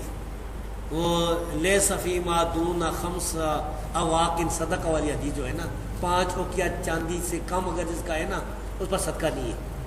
خیر، تو یہ جو مسئلہ ہے کہ اس پر مثلا 5 لاکھ روپے کا اس نے قرض اٹھایا ہوا ہے، لوگوں سے دیا ہے، اس کی تو یہ زکوٰۃ نہیں دے گا. اس کی زکوٰۃ تو وہ دے گا جس نے قرض اس کو دیا. اب اس کے پاس موجودہ مال 2 لاکھ کا ہے اور 4 لاکھ کا ادھار اس نے آگے دیا ہوا ہے. 4 اور 2 6 لاکھ کی یہ زکوٰۃ نکالے گا. ہاں ٹھیک ہے، 6 کی نکالے گا. اس میں ایک اور مسئلہ بھی ہے. اگر کچھ رقم، یہ زکوٰۃ کے مسئلے بہت مشکل ہے. میں اس بار ایک مضمون بھی تاکہ اس جاتا وہ کہیں نہیں ملتا بڑا. اس میں یہ ہے کہ اگر اس نے ایک آدمی نے کسی کو گر گیا نہیں کسی کو رقم دی ہے نا، مثلا اس نے 1 لاکھ روپے دیا ہے ادھار، اب وہ رقم ڈوب گئی ہے، ملنے کی کوئی امید نہیں ہے، تو اس میں سے زکوٰۃ نہیں نکالے گا. جس سال مل جائے گی 1 سال کی نکالے گا. شیخ ابن عثیمین کہتے ہیں کہ سارے سالوں کی نکالے گا، لیکن راجح یہی کہ جس سال مل جائے گی 1 سال کی نکالے گا.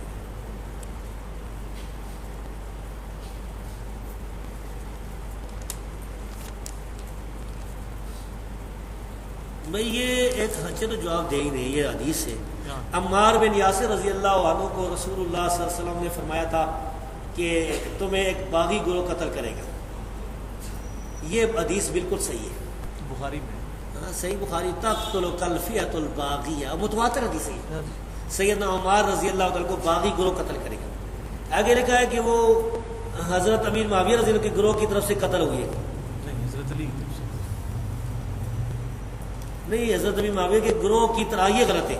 سیدنا علی رضی اللہ تعالیٰ عنہ کی کے فوج میں وہ موجود تھے، ان کے گروہ میں، ان کے لشکر میں موجود تھے، اور قتل کرنے والے جو تھے وہ سامنے والے شامی لشکر میں تھے، اور قتل کرنے والا جو تھا ابو الغادیہ تھا، ابو الغادیہ شامی امیر معاویہ رضی اللہ کے لشکر میں تھا ابو الغادیہ۔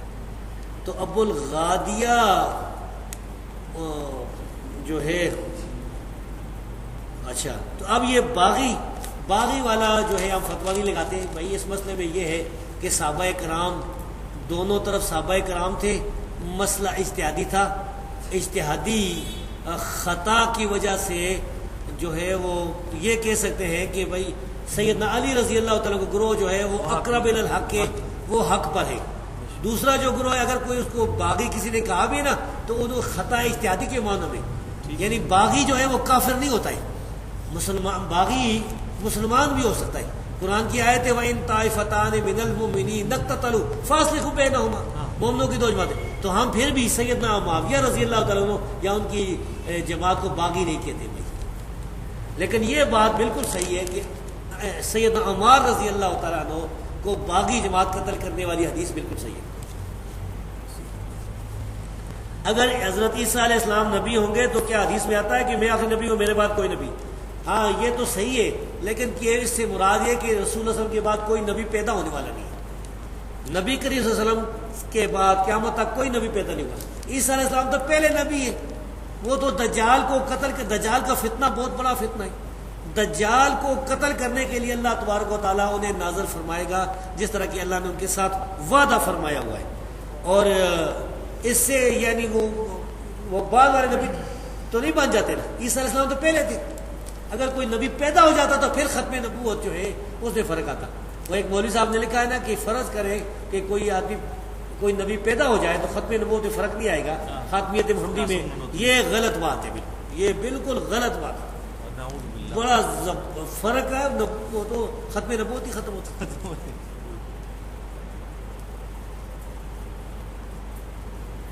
تصویر کی شرعی حیثیت بیان کریں، بھائی تصویر جائز نہیں، اگر مولوی کی ویڈیو جائز ہے تو پھر گھر میں ٹی وی پر اعتراض کیوں ہوتے ہیں؟ گھر میں ٹی وی پر بھی یہ مولوی کی ویڈیو ہی ہوتی ہے، یہ اس طرح کی کوئی جہاد کی دین کی دعوت کی باتیں ٹی وی پر ہوتی ہے یا بے حیائی ہوتی ہے؟ ٹی وی کو جب ہم حرام قرار دیتے ہیں تو بے حیائی کی وجہ سے، بے حیائی اگر مولوی کرے گا یا دنیا دار سب کے لیے حرام ہے۔ ان الذين يحبون ان تشيع الفاحشة في الذين امنوا لهم عذاب اليم في الدنيا والاخره، جو لوگ مومنوں میں بے حیائی پھیلا جاتے ہیں، فاحشہ عورتیں ہوتی ہیں، ناچ ہوتا ہے، گانے ہوتے ہیں، اور بھی گندی باتیں ہوں گی، ہو سکتا ہے کوئی گندی فلمیں بھی ہوں، تو کو پتہ ہی نہیں، ہمارے تو ہم نے ٹی وی دیکھا ہی نہیں، گھر میں ہے ہی نہیں، بے پردہ کی ہے، تو بھائی یہ اس وجہ سے ٹی وی حرام ہے۔ اگر کوئی آدمی گھر میں ٹی وی رکھ کے اس میں مناظرے کی وہ دیکھتا ہے، علماء کی تقریر دیکھتا ہے، یا کوئی جہادی دیکھتا ہے، یا مثال کے طور پر کوئی ٹیکنالوجی اس کو پڑھاتے ہیں، یہ بھی ہو سکتی ہے نا بہت چیزیں، آج کل تو جدید لوگوں کو پتہ ہوگا، ہاں علم جدید، تو وہ ساری چیزیں جائز ہیں۔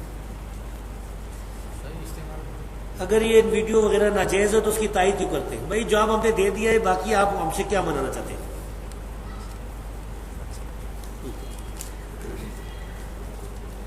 حدیث بیقی شریف الانبیاء یعنی احیاء رہ گیا فی قبور یصلون سے بعض لوگ انبیاء کی حیات ثابت کرتے ہیں، اس کی وضاحت فرمائی۔ ٹھیک ہے انبیاء زندہ ہیں لیکن ان کی حیات برزخی ہے، دنیاوی نہیں ہے، اس سے دنیاوی ثابت نہیں ہوتی۔ یہ حدیث اگر صحیح بھی ہوتی نا دنیاوی ثابت نہیں ہوتی۔ یہ حدیث جو ہے اس میں حجاج ایک راوی ہے، اب حجاج کون ہے یہ ثابت نہیں۔ ایک ضعیف روایت میں آتا ہے حجاج بن اسود ہے، اس کی بنیاد پر حافظ صاحب کو لگی غلطی، انہوں نے میزان الذہب میں حجاج بن اسود لکھ دیا، حجاج بن اسود لکھ دیا کہ یہ نکرہ یا مجہول ہے۔ حافظ ابن حجر نے بتایا کہ نہیں یہ ثقہ ہے، تو حجاج بن اسود تو ثقہ ہے لیکن یہ راوی حجاج بن اسود نہیں، یہ کوئی اور ہے، یہ پتہ ہے مجہول ہے، تو اس وجہ سے یہ روایت نہیں ہے۔ البانی نے اس کو صحیح کہا ہے، شیخ البانی نے زابی کی جو ہے نا اس پر اعتماد کیا ہے، زابی نے حجاج بن اسود کہہ دیا تھا تو شیخ البانی نے اس پر اعتماد کیا ہے، تحقیق نہیں کی۔ یہ آگے جی مسند احمد کی حدیث ما من احد یسلم علیہ کی وضاحت فرمایا کہ صحیح ہے کہ نہیں، یعنی ایک حدیث میں آتا ہے نا کہ کوئی آدمی مجھ پر سلام پڑھتا ہے تو اللہ تعالیٰ میری روح کو لوٹا دیتا ہے، یہ بھی بڑی مشکل روایتوں میں سے، اس کو بھی کچھ لوگ البانی وغیرہ صحیح کہتے ہیں، علماء عرب تو سارے تو ہم یہ کہتے ہیں کہ بھائی روح کو لوٹانے سے مراد کیا ہے؟ پہلی تو یہ بات ہے کہ روح پھر نکلی پھر آئی نکلی آئی نکلی آئی، یہ کیا ہوا؟ یہ تو ہاں یہ تو مسئلہ عجیب ہوا۔ پھر یہ کہ یہ بھی اس وقت لوٹائی جائے گی جب قبر پر کوئی درود پڑے گا نا، علماء تو اس کو قبر کے باپ پہ لے کے آئے، تو قبر پر تو درود پڑتا ہی کوئی نہیں، سارے حجرے کے باہر پڑتے۔ قبر پر تو پرویز نہیں پڑا ہوگا، پرویز جو بادشاہ بیٹھا ہوا تھا ڈکٹیٹر، اس کے لیے جب جاتے ہیں تو کھولتے ہیں نا حجرا، دروازہ اندر چلا جاتا ہے، یا کوئی اور جو ہے زرداری جا کے پڑتا ہوگا۔ ہمارے لیے تو قبر کے کدھر دروازہ کھلتا ہے جی؟ سر علماء عرب تو قائل ہے، بتاتے ہیں جی۔ اچھا مجھے بات کر دیں بھائی، ہمارے لیے ہم قبر پر نہیں جا سکتے، باہر حجرے میں باہر کھڑے، باہر کا تو کوئی ثبوت نہیں ہے۔ یہ تو دروازہ کھولے، قبر پر کوئی جائے گا تو پھر اٹھائی جائے گی۔ اچھا تو قبر پر بادشاہوں کے لیے وہ سعودی عرب والے کھولتے ہیں، عام لوگوں کے لیے نہیں کھولتے۔ ابن عبد الحادی اور دوسرے علماء نے یہی اس کا مراد دیا کہ قبر پر یہ مراد ہے۔ یہ حدیث میری تحقیق میں ضعیف ہے، صحیح نہیں ہے، عرب اس کو صحیح کہتے ہیں نا، وہ تو بعد میں بات کریں گے۔ تو پہلے تو سیوطی، ایک جلال الدین سیوطی نام کے ایک مولوی صاحب گزرے تھے، وہ حیات النبی کی قائل تھے، ان کے لیے یہ حدیث بڑی پکی تھی، انہیں 18 جواب دی، کبھی یہ کبھی وہ کہ، لیکن ہے تو بڑی عجیب بات، اگر باہر سے بھی لوٹائی جاتی ہے تو پھر لاکھوں آدمی سلام دے رہے ہیں تو لاکھوں دفعہ لوٹائی جائے گی، ایک دفعہ نہیں ہے، یہ نہیں کہ لوٹائی گئی اور قیامت تک لوٹائی گئی، اور لاکھوں دفعہ، تو یہ ایک بڑی عجیب بات ہے جو امت میں کوئی اس کا قائل نہیں ہے۔ نہیں سر، تو یہ برزخی معاملہ ہے سر، تو برزخی معاملہ ہے، یہ حدیث بھی ضعیف ہے۔ اس میں یزید بن عبداللہ بن قسید جو ہے یہ روایتیں کرتا ہے تابعین سے، تو یہ اس کی عام روایت تابعین سے، تو اس نے نہیں بتایا کہ یہ حدیث ابو ہریرہ سے سنی ہے کہ نہیں۔ جس روایت میں آتا ہے کہ اس نے ابو صالح سے سنی ہے، ان کے شاگردوں سے، اس کی سند ضعیف ہے۔ نیز یہ کہتے ہیں کہ معراج کے موقع پر نبی کریم صلی اللہ علیہ وسلم نے انبیاء کو دیکھا تھا تو وہ زندہ تھے۔ بھائی وہ تو معجزہ ہے، اس میں یہ کوئی نہیں لکھا ہو کہ وہ دنیا کی طرح زندہ تھے، وہ تو برزخی معاملہ ہے، ممکن ہے روح کو دیکھو، اور وہ آپ بھی قبروں میں زندہ ہیں، بالکل ہم مانتے ہیں کہ زندہ ہیں، لیکن برزخی زندگی ہے، دنیاوی زندگی نہیں ہے۔ سر وہ جو موسیٰ علیہ السلام قبر میں نماز، وہ صحیح حدیث ہے، صحیح مسلم کی، نبی کریم صلی اللہ علیہ وسلم نے دیکھا ہے کہ موسیٰ علیہ السلام قبر میں نماز پڑھ رہے تھے، یہ بھی برزخی معاملہ ہے۔ وہ قائم یصلی، کھڑے ہوئے تھے، ہاں جی کھڑے ہوئے تھے۔ ہم یہ کہتے ہیں کہ جو نماز پڑھ رہا ہو اس کو حنفی مذہب میں سلام دینا جائز ہے کہ نہیں؟ ہمارے میں تو جائز ہے، نہیں، ہم تو ہمارے جائز ہے نا، چلو آپ تو قبر پر جائیں گے، جب حجرہ کھولے گا دروازہ تو دے دیں گے، لیکن وہ جو ہے جو بریلوی جو بندی ان کی نزدیک تو سلام دینے کا جو سلام جائز نہیں ہے نمازی کو، تو وہ نماز پڑھیں، یا تو بتائیں کہ اس وقت وہ نماز پڑھے، اب سلام پھیر دیا ہے، اب ذکر کر رہے ہیں، اب سلام دے۔ بھائی اس خواہ مخواہ جو ہے یہ کرتے ہیں۔ صحیح مسئلہ یہ ہے کہ رسول اللہ صلی اللہ علیہ وسلم قبر میں اور انبیاء برزخی طور پر زندہ ہے، برزخی، اور یہ بات حافظ ابن حجر نے بھی لکھی ہے، اور یہ حافظ ذہبی نے بھی یہی بات فرمائی ہے، دونوں یہی کہتے ہیں کہ وہ برزخی زندگی، دنیاوی زندگی نہیں۔ سمجھ آ رہی بات؟ بھائی میرا پروگرام ہو رہا ہے۔ جس طرح آپ نے اپنے بیان میں کہا کہ صحابہ کرام نبی صلی اللہ علیہ وسلم کی حدیث چیزوں سے بھی محبت کر رکھتے تھے، بطور تبرک رکھتے تھے، تو کیا کوئی شخص کسی صحابی تابعی یا بزرگ والی چیزیں محبت سے اپنے پاس رکھ سکتا ہے؟ نہیں، صرف رسول اللہ صلی اللہ علیہ وسلم کیا سکتا ہے، رسول اللہ صلی اللہ علیہ وسلم کی کوئی چیز اگر کسی کے پاس ہے نا وہ رکھ سکتا ہے، بالکل، اگر کوئی بال ہے، کوئی آپ کے کوئی کپڑا ہے، کیونکہ رسول اللہ صلی اللہ علیہ وسلم کے بعد صحابہ سے یہ بات ثابت نہیں، کسی نے بھی نہیں کیا، ابو بکر صدیق کی تبرکات رکھے ہو یا صحابہ کے بعد تابعین نے رکھے ہو، پھر بھی اگر کسی کے پاس کوئی صحابی کی بات ہے تو بھائی سنبھال کے رکھے، گھر میں بڑی خوشی کی بات ہے، بتایا بھی دیکھیں گے۔ ہاں جھوٹ ہوتا ہے، لاہور میں گیا نا، وہ لاہور میں شاہی مسجد لکھا ہے منسوب، رسول اللہ صلی اللہ علیہ وسلم کی منصوبہ منسوب ہے، وہ احتیاط کی بھی منسوب لکھتے ہیں، ہاں منسوب لکھتے ہیں، یعنی ان کی کوئی اصل نہیں ہے، اصل نہیں ہے، جھوٹی باتیں ہیں منسوب کی۔ جی سر، یہ جو یہ حدیث کہ روح لوٹا دی جاتی ہے، ہاں جی، اس کی علماء نے یہ بھی کہا کہ متوجہ کی جاتی ہے، اور یہ برزخ کا معاملہ ہے۔ اب بات یہ کہ شیخ عبداللہ بن باز، شیخ البانی اور تمام علماء عرب جمہور اس حدیث کو حسن کہتے ہیں، اور اب تو روزہ شریف پہ انہوں نے یہ لکھ کے بھی لگا دیا ہے، باہر جعلی شریف کے اوپر، الصلاۃ والسلام علیکہ یا رسول اللہ، السلام علیکہ یا ابو بکر اور یا عمر، اب لکھ کے لگا دیا انہوں نے، لکھ کے لگا دیا، اور باقاعدہ جب سعودی عرب کی اذان آتی ہے نا تو وہ روزہ شریف کے سامنے کرتے ہیں اور پڑھتے ہیں، السلام علیکہ یا رسول اللہ، السلام علیکہ یا ابو بکر، لائیو پڑھ رہے ہوتے ہیں۔ تو میرا خیال ہے اس میں تھوڑی سختی ہمیں نہیں، ہم نہیں کریں گے جی، آپ کا سوال ہو ختم، ہم اس بارے میں کوئی نرمی نہیں کریں گے، ہمارا جو منہج ہے ہم نے بیان کر دی۔ اب اگر انہوں نے کہا تو ان سے دلیل پوچھیں، ہمارے علم میں یہ ہے کہ عبداللہ بن عمر رضی اللہ تعالیٰ جب قبر پر جاتے تھے نا تو یہ کہتے تھے السلام علیکہ یا رسول اللہ، السلام علیکہ یا ابا بکر، السلام علیکہ یا ابا، یہ کہتے تھے، لیکن وہ قبر پر جاتے تھے، یہ سنن الکبریٰ بیکی، مصنف عبدالرزاق وغیرہ میں۔ اچھا ٹھیک، تو میں بتاتا ہوں اب وہ جاتے تھے قبر پر دروازہ کھول کے باہر جو ہے نا اس کا ثبوت دے ہمیں، کوئی اگر ثبوت پیش کر دے حجرے کے باہر تو پھر تو ہم کہیں گے لکھنا بھی جائز ہے، ورنہ سعودی عرب والوں نے یہ غلط کام کیا ہوا ہے. ان سے پہلے سعودی عرب والے اور تھوڑے غلط کام کرتے. ہاں یہ جو خانہ کعبے کے جو دروازے ہیں، ملک فات، درباب ملک فات، ماک ملک عبدالعزیز، یہ جتنے جو تھے یہ ان کی بادشاہی تھی کیونکہ مقدس تھی. یہ نہیں کرنا، کیا حیثیت ہے؟ نہیں کرنا. باہر ضرور پڑے نماز والا. اچھا سر، ایک بڑا امپورٹنٹ سوال ہے ساروں کے اعتبار سے. آج کل طاہر القادری صاحب دورہ صحیح بخاری اور مسلم کر رہے ہیں جی، اور یہ اس وقت بہت بڑا امتحان امت پہ آ پڑا ہے کہ وہ بخاری اور مسلم سے بدعقیدگیاں ثابت کر رہے ہیں اور ابھی تک اس کا کوئی پرٹیکولر جواب سامنے نہیں آ رہا. ابھی صحیح مسلم کی چوتھی نشست میں انہوں نے یہ بات کی، یہ بڑی امپورٹنٹ ہے. وہ یہ کہتے ہیں کہ اگر یہ 100 سال کا اگر عرصہ نکال دیا جائے، یہ 100 سال کا، اس سے پہلے جتنے انڈیا پاکستان کے لوگ ہیں، دیوبند یا بریلوی، سب ایک عقیدے کے تھے. اور آج بھی صرف گلف کے لوگوں کو نکال کے جو عرب، ترکی، شام، لبنان، مصر، سب کے سب صوفیوں کو ماننے والے ہیں. یہ صرف 3-4% لوگ ہیں اور یہ 100 سال کا فتنہ ہے. پیچھے مہاجر مکی کے وہی عقیدے ہیں کہ جو بریلویوں کے عقیدے ہیں، لہٰذا اختلاف ختم کیا جائے. آپ یہ بتائیں کہ یہ اس وقت عام آدمی پریشان ہوتا ہے کہ دنیا میں 95% لوگ صوفیاء والے ماننے والے ہیں. تبلیغی جماعت ساری صوفیت کے اوپر بیس کرتی ہے. تو یہ صرف چند ایک لوگ ہیں وہ کہتے ہیں یہ بہت بڑا وسوسہ ہے. آپ یہ ان 95% کو چھوڑ کے 5% کے چل رہے ہیں. اس کو تھوڑا بریف کریں طائفہ منصورہ کے اعتبار سے. یہ بہت بڑا وسوسہ ہے لوگوں کو. یعنی اکثریت کا جو ہے نا تانا دینا، اکثریت کا. قرآن کریم آپ دیکھیں اور نبی کریم صلی اللہ علیہ وسلم کی حدیث، تو ان سے یہ صاف ثابت ہوتا ہے کہ اکثریت جو ہے وہ سیدھے راستے پر نہیں آتی. مثال کے طور پر رب فرماتا ہے بسم اللہ الرحمن الرحیم اعوذ باللہ من الشیطان الرجیم وَإِن تُطِعْ مَن فِي الْأَرْضِ يُضِلُّكَ عَن سَبِيلِ اللَّهِ.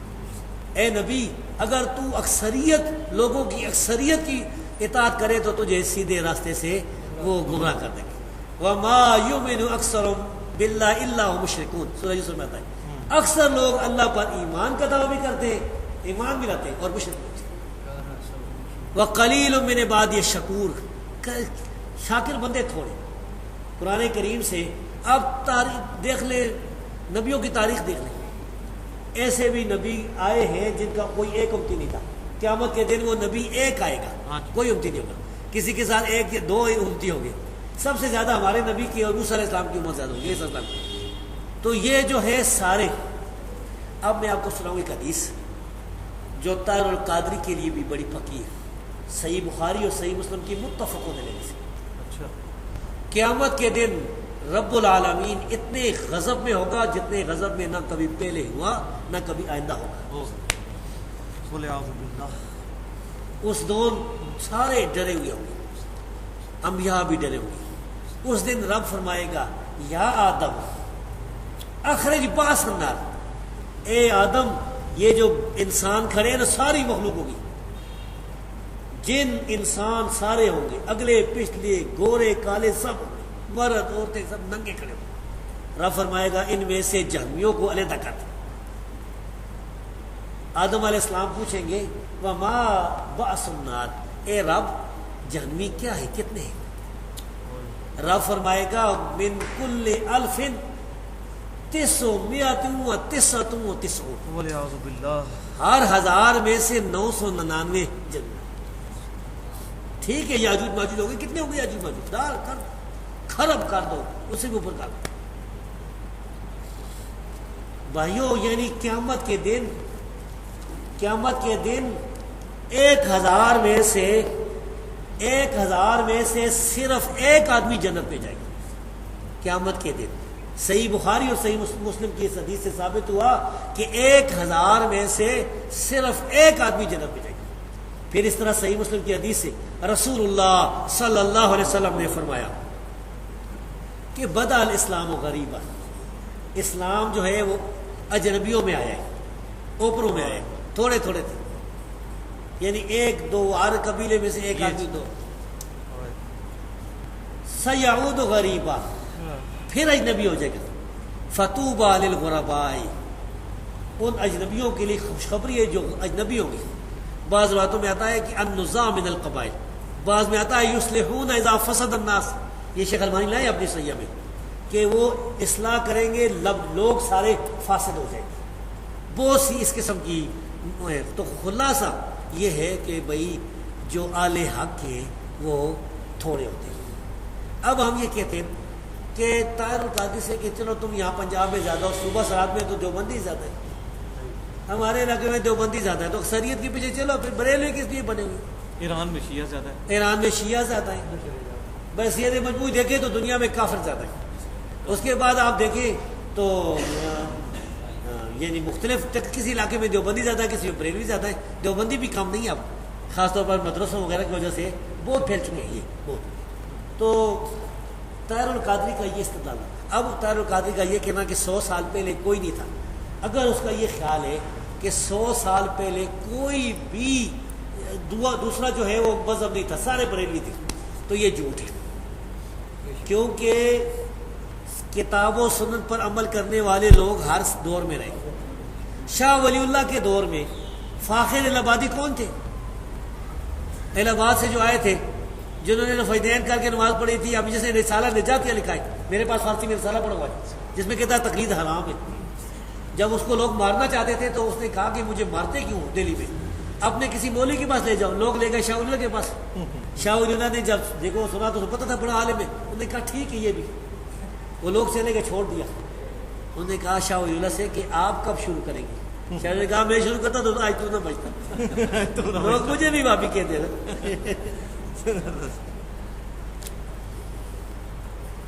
طاہر القادری صاحب انہیں کہیں، طاہر القادری کو کہتے ہیں کہ بھائی یہ تم جو ناچنے گانے کو جیز کرا دیتے ہو. میں نے خود ویڈیو دیکھی جس میں وہ سفید داڑھیوں والے بوڑھے جو ہے نا وہ ناچ، شرم نہیں آتی اور اوپر ویلے بھی دے رہے. پتہ نہیں آپ نے دیکھی کہ نہیں؟ ہم نے اس کے اندر ہے کہ دیکھنی کسی نے اس میں ہے. اچھا وہ تمہارے حنفی علماء نے تو میرے پاس 2 جلدوں میں کتاب موجود ہے جس میں لکھا ہے اس نے کہ رقص کرنا حرام ہے، سما اور رقص حرام. امام صاحب بریلوی نے احکام شریعت میں لکھا ہے یہ قوالی ساز کے ساتھ حرام ہے. تو پھر یہ تم یہ بھی جیسے کل تو تم یہ بھی کہو گے.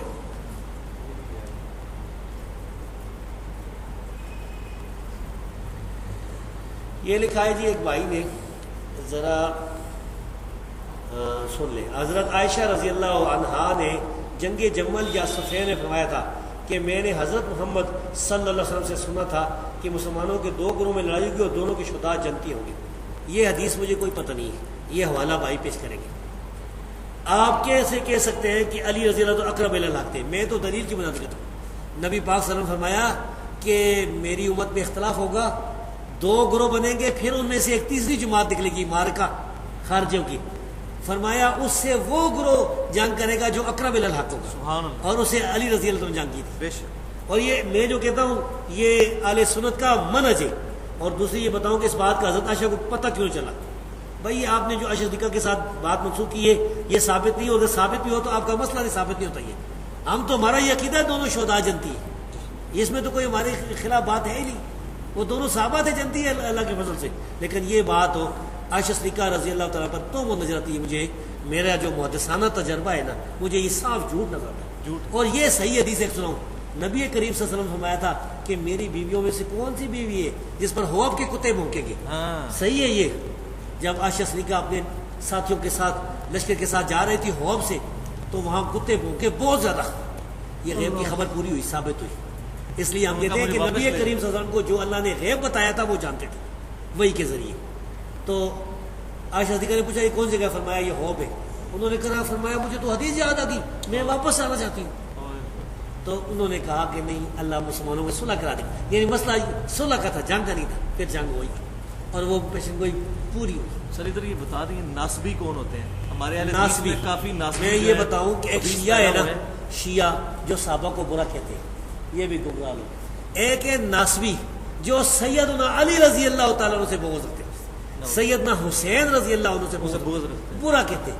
ان میں سے فیض عالم صدیقی تھا ایک جیلم میں، اور اسی طرح قتل ہو گیا. اس طرح اور بھی ہے. یہ لوگ جو ہے فیض عالم صدیقی نے لکھا ہے، میں پڑھا ہے کہ نام نہاد خلافت علی کی، نام نہاد خلافت. نعوذ باللہ. فیض عالم صدیقی کے ایک اور بتاؤں، فیض عالم صدیقی لکھا ہے امیر المومنین، صاحب غار، پتہ نہیں کیا کیا، ابوبکر صدیق رضی اللہ عنہ. لکھا ہے امیر المومنین، شہید محراب، پتہ نہیں کیا کیا، سیدنا عمر رضی اللہ عنہ. امیر المومنین ذو النورین، بڑی تعریفیں بیان کی. اب علی آئے، لکھا ہے علی، حضرت علی. نیچے لکھا ہے اس کا باپ کافر تھا. پھر لکھا ہے، میرے پاس کتاب موجود ہے، اس کا بھائی کافر تھا طالب. پھر لکھا ہے اس کا پیٹ بڑا تھا. پھر لکھا ہے اس کو خلافت کی خواہش تھی. پھر لکھا ہے اس کے دور میں 1 انچ بھی نہیں. یہ ہے اس نے میرے خیال فیض عالم نے نہیں لکھا، یہ حکیم عبد الرحمن خلیق دونوں میں سے ایک لکھا. یہ دونوں ناسمی تھے. بہرحال وہ کتاب میرے پاس موجود ہے. فیض عالم تو قتل بھی ہو گیا. ہاں تو بہرحال یہ جو علی مولا علی، نبی پاک نے فرمایا کہ میں جس کا مولا اس کا علی مولا. یہ صحیح حدیث ہے. من کن تو مولا فعلی مولا. جو مولا علی سے جو مولا سے مراد مشکل کشا نہیں ہے بلکہ محبوب اور پیارا ہے. تو جو اس سے دشمنی رکھتا ہے، برا کہتا ہے، ناسمی ہے. یہ کچھ اہل حدیثوں دیوبندی میں گھسا ہے. بھائی ہم نہ ناسمی ہیں نہ شیعہ ہیں.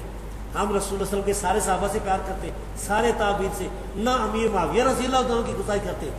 امیر معاویہ رضی اللہ تعالیٰ کو بھی کاتب وہی سمجھتے ہیں، جنتی سمجھتے ہیں، خال المومنین سمجھتے ہیں. اور ساتھ ہی سیدنا علی رضی اللہ تعالیٰ سے محبت کرتے ہیں. صحابہ کا جو جھگڑا ہوا اس میں خاموشی اختیار کرتے ہیں، سکوت کرتے ہیں. تابعین تبع تابعین اماموں سے محبت کرتے ہیں، کسی کی گستاخی نہیں کرتے. ہم نہ ناسبی ہیں نہ رافضی ہیں نہ یزیدی ہیں، ہم صرف سنی ہیں. صحیح. تکفیری کون لوگ ہیں؟ جو مسلمانوں کو کافر کرا دے، جو مسلمانوں کو کافر قرار دے وہ تکفیری ہے. صحیح. جو کسی حکمران کو کافر کرتا ہے وہ تکفیری نہیں ہو سکتا. ممکن ہے حکمران اس نے اللہ کا قانون نافذ جو طاغوت بیٹھا ہوا ہو حکمران، لیکن آگے جو کہتا ہے کہ جو اس حکمران کو کافر نہیں قرار دیتا وہ بھی کافر، پھر جو اس کو نہیں کافر قرار دیتا وہ بھی کافر. سلسلہ یہ تکفیری لوگ ہیں. اور اس طرح کے تکفیری لوگ یہاں پر موجود ہیں. سوات میں، وزیرستان میں، افغانستان میں اس قسم کے لوگ. ڈاکٹر عثمانی والے بھی تکفیری ہیں، ٹھیک ہے، وہ پارٹی بھی. جماعت المسلمین والے تکفیری ہیں. جماعت المسلمین والے میرے پاس ایک دفعہ آئے تھے نا، وہ کہتے ہیں آپ مسلم نہیں ہیں. میں نے کہا بھائی میں قرآن مانتا ہوں، حدیث مانتا ہوں، میں کسی جماعت کے ساتھ نہیں، میں نہ مرکزی امید حدیث کے ساتھ، نہ لشکر طیبہ، نہ غورو، کسی پارٹی کے ساتھ نہیں، کوئی بیعت نہیں کی، کوئی رکنیت نہیں، غیر جانبدار ہوں. حدیثیں بیان کرتا ہوں، تم کہتے ہو کہ حدیث بیان کرنے والا محدث ہوتا ہے، تم مجھے مانتے ہو. بتاؤ میں مسعود کی بیعت نہیں کرتا، مسلم ہوں کہ نہیں؟ نے کہا آپ مسلم نہیں. استغفر اللہ. پھر جب اٹھے نا تو اس طرح کہتا ہے، اس طرح اسلام. میں نے کہا دفعہ پیچھے ہٹا ہاتھ کو، جب میں مسلم نہیں ہوں تو مجھے کیا سلام کرتا ہے؟ اچھا. بعد میں اس کو فتویٰ لگا رہے کسی دیوبندی بریلوی پر بھی، تو انہوں نے مارا ٹانگے تو ان کو مار کے تھا. بس یہ بھائی کچھ اس میں ایسا ہے جو میرے پاس آنا پڑے گا. کوئی طاغوت کے مسائل بہت نازک ہیں.